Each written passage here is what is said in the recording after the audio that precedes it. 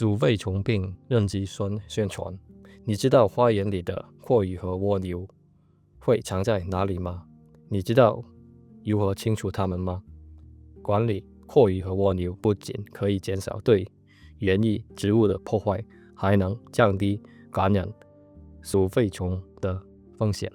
阔鱼和蜗牛是鼠肺虫病的中间宿主，不小心吃下感染的阔鱼和蜗牛可能会导致轻微到严重的人体疾病。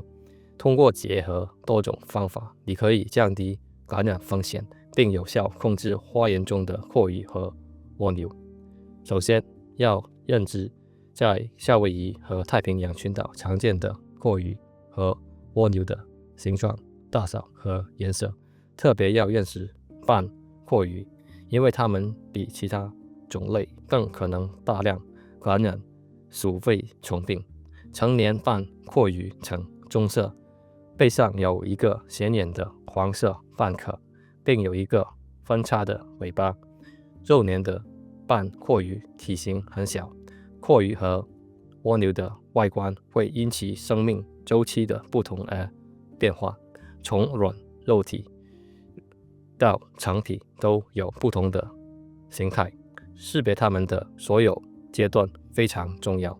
在太平洋地区常见的其他阔鱼包括灰色园艺阔鱼、非洲大蜗牛、古巴阔鱼和泡纹阔鱼。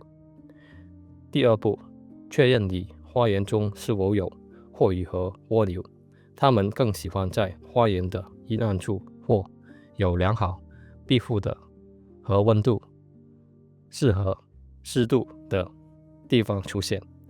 检查木板、纸板、石头、除草布的下方密集地被植物覆盖的地方和花园花盆周围和底部。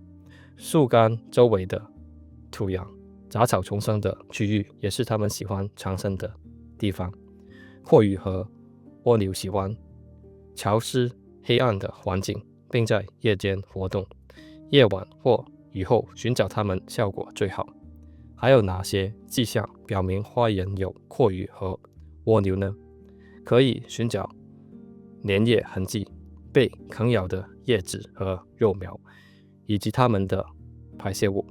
既然你确认了花园中有阔鱼和蜗牛，就需要制定一套管理计划，减少阔鱼和蜗牛白天藏身的场所，清除种植区周围的植物，以便更容易观察到它们的活动。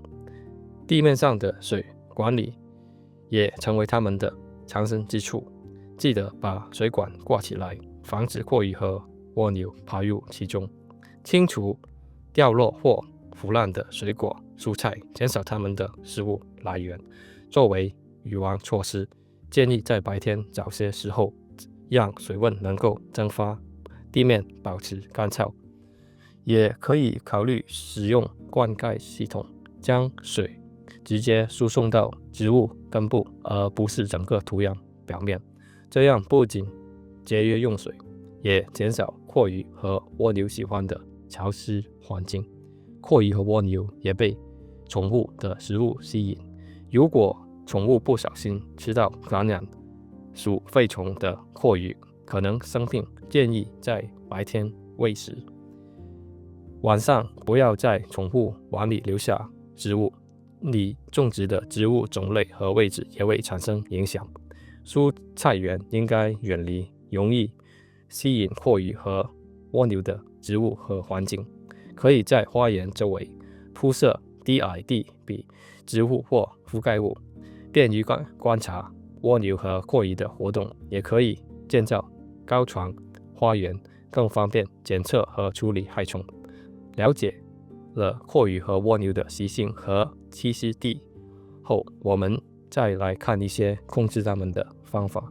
捕捉和物理移除配合使用，效果最佳。